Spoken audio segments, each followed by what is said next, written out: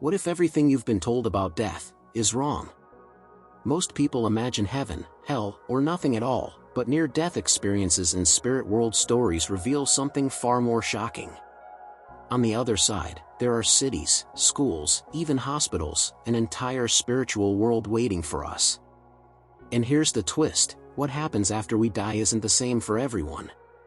Some find peace, others confusion, and a few don't even realize they've died. The afterlife is not a one-size-fits-all destiny. It's a mirror reflecting the life you lived, the love you gave, and even the fears you carried. In this video, you'll discover the hidden truths about life after death, the astral plane, and what really happens when the body stops but consciousness continues. Stay until the end, because what you're about to learn will challenge everything you thought you knew, and change the way you live right now. When people ask what happens after we die, they often expect one straight answer: heaven, hell, or nothing. But near-death experiences and spiritual awakening accounts suggest the truth is far more layered. The afterlife isn't a single hallway with a final door. It's a vast spiritual landscape, a multidimensional reality where each soul's journey unfolds uniquely. Some spirit world stories describe entering radiant astral planes filled with light and harmony, while others reveal confusion, silence, or even shadows. It's like stepping into a dream where the scenery responds to your inner world, your fears, your love, your regrets. Astral projection after death often shows that no two journeys look alike, and that's where the mystery deepens. Imagine the afterlife as a cosmic theme park. One person might land straight into the gardens of an astral city like Nasolar, another might wander in circles, lost in their own memories. The lesson? Death doesn't erase individuality, it amplifies it. But if the afterlife is so plural, how do souls actually find their way and avoid being stuck in confusion? That's where the rescue teams come in. Countless mediumship experiences and near-death accounts suggest that the afterlife is not an uncharted wilderness. Instead, many describe it as highly organized, almost like a cosmic healthcare system. Spiritual hospitals, schools, and entire astral cities exist, staffed by guides and mentors. Imagine checking into a university campus, but instead of degrees, the goal is healing and understanding what happened after death. One of the most fascinating references comes from the astral city Nasolar, where newly arrived souls are cared for by rescue teams. These aren't random encounters. Spirit World Real stories describe coordinated groups who retrieve the lost, calm the frightened, and guide the confused. It's like having paramedics for the soul, only their tools are compassion, light, and wisdom. Think about it: if every airplane needs air traffic control, why wouldn't souls need something similar? These spiritual teams ensure that no one drifts forever in shock or disbelief. Yet, not everyone accepts help right away. Some resist, some deny, some cling to old identities. And that resistance opens the door to another mystery: what really happens in the first moments after we die? For many, the first moments after death are not a grand revelation, but confusion. Spirit world stories and near-death experiences reveal that some people don't even realize they've crossed over. Imagine walking into your own funeral, calling out to loved ones, and wondering why no one answers. It feels like being inside a dream where the rules have suddenly shifted. Others describe a haze, like waking from anesthesia. There can be partial amnesia or a foggy state where the soul slowly regains awareness. Mediumship experiences often mention that guides stay close, waiting for that flicker of recognition. It's as if the spirit needs to log back into its greater memory bank, step by step. But this recovery isn't the same for everyone. Some regain clarity quickly, while others remain trapped in illusions created by their own beliefs or fears. And here's where it gets even more intriguing: those inner states, love, resentment, selfishness, can shape exactly what you experience in those first fragile hours of afterlife. Near-death experiences and reincarnation stories consistently point to one idea: your inner world becomes your outer reality after death. If someone lived with love, compassion, and forgiveness, their first steps in the afterlife often feel like entering a sunrise.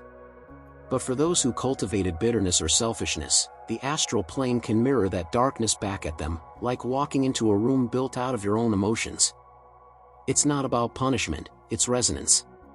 Think of it like tuning into a radio station. Your thoughts and feelings are the frequency, and the spirit world reflects it right back. Some mediumship experiences reveal souls who feel stuck in heavy environments until they shift their inner state. Others describe sudden relief when they embrace gratitude or ask for help. This raises a fascinating point. If our emotions create the weather of the afterlife, then each soul is its own architect. But what happens when someone's departure is abrupt, by choice or tragedy, like in the case of suicide?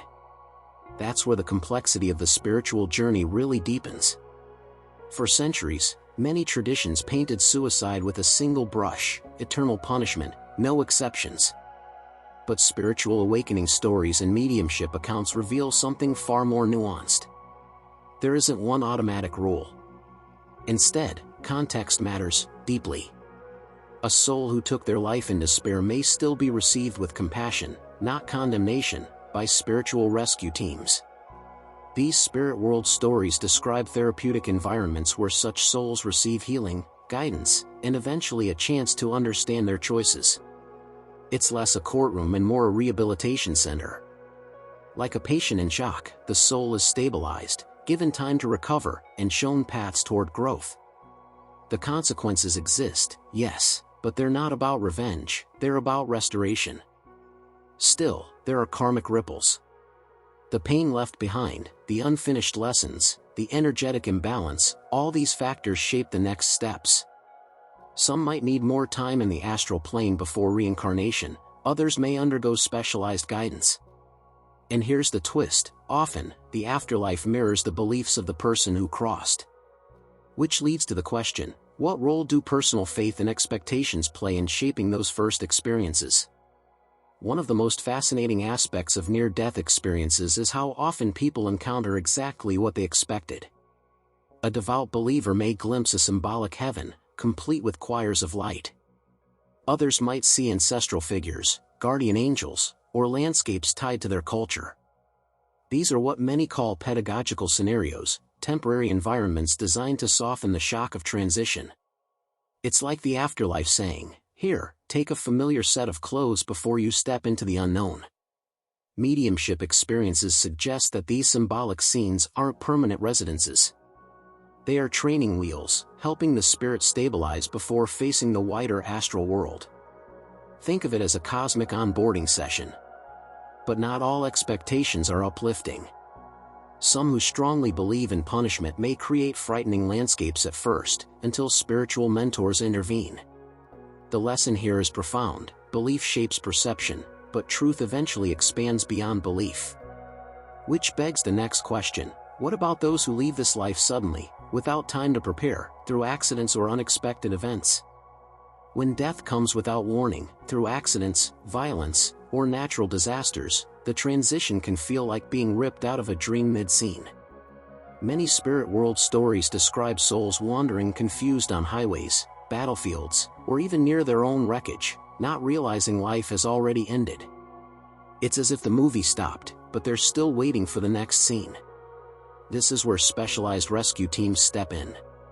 Just as emergency responders rush to the site of a tragedy, spiritual groups arrive to guide the newly disembodied. Near-death experiences often describe figures of light or familiar loved ones appearing in those chaotic moments, gently explaining what happened. These interventions prevent souls from staying stuck in loops of denial. But even with help, the shock can linger. Some take longer to accept the truth, others cling to unfinished business. Yet, once awareness settles, the question of what's next naturally arises. That's when the bigger rhythm of existence reveals itself, the cycle of reincarnation and the mysterious waiting period between lives. Contrary to what many imagine, reincarnation isn't a revolving door where souls immediately re-enter a new body. Spirit world stories and mediumship accounts suggest it can take years, or even decades, before someone is ready for their next chapter. It's less like catching the next bus and more like waiting for the right flight, with careful planning and preparation. During this waiting time, souls often undergo reflection, healing, and education in astral cities. They review past choices, reconnect with those they affected, and participate in programs designed for spiritual growth. Think of it as a cosmic classroom, where every lesson prepares the soul for its next earthly mission. But here's the catch, there's also something like a reincarnation queue. Some spirits may return faster due to urgent karmic ties, while others wait for the perfect conditions. It's an intricate orchestration, not random chance. And as souls prepare for their return, one big question remains: what about the earthly body we leave behind? Does it affect us after death? One of the most common fears is, do we feel what happens to the body after death? Spirit world stories and near-death experiences give a clear answer: no. Once the connection is severed, the spirit doesn't suffer from burial, cremation, or decay. It's like leaving behind an old suit you'll never wear again. The soul has already moved on to another plane of awareness. But there are exceptions worth noting. In cases of coma, for example, the spirit may spend long periods partially detached, visiting other realms while maintaining a faint link to the body. Some describe this state as a training ground, preparing them for eventual departure, or, sometimes, for return. It's a liminal space, neither fully here nor fully gone. And then there's the emotional side. Many spirits attend their own funeral. Mediumship experiences describe souls watching loved ones, feeling their grief, sometimes even trying to comfort them. But once the ceremony ends, most are gently guided away. Which leads us to another delicate point: what about the little ones and even our beloved pets? Do they too continue their journey in the afterlife? Spirit world stories often highlight something deeply comforting: animals don't simply vanish. Pets, bound by love, sometimes remain close to their humans for a while. Many near-death experiences recount joyful reunions with dogs, cats, or even horses on the other side. These loyal companions eventually move on, but their presence shows how love leaves no species behind. And what about children? Mediumship experiences reveal that young souls don't stay children for long. They quickly reconnect with their broader spiritual memory, often remembering lifetimes before their most recent one. The innocence of childhood is preserved as an essence, but their spirit continues maturing in the astral world, guided, cared for, never abandoned. This paints a powerful picture: in the afterlife, no one is left adrift, not the youngest, not our beloved pets. The afterlife is plural, compassionate, and profoundly interconnected. And now that we've walked through each stage, from confusion to rescue, from reincarnation to reunion, it's time to pull everything together in a breathtaking introduction for your video. So, after walking through near-death experiences, spirit world stories, and the mysteries of reincarnation, one truth shines above all: life doesn't end with death, it transforms. The afterlife isn't punishment or paradise by default, but a continuation of who we are inside. That means every choice, every act of love, every moment of growth, you're building your future reality right now. But here's the big question I want to leave you with: if the afterlife reflects your inner world, what kind of world are you creating today? Would it be one of light and connection, or confusion and regret? Let me know in the comments. I want to hear your thoughts and your own spiritual awakening experiences. If this journey opened your mind, don't forget to subscribe, hit the like button, and ring the notification bell. More spirit world real stories and answers to what happens after we die are coming your way. And remember, death isn't the end of the story, it's just the turning of the page.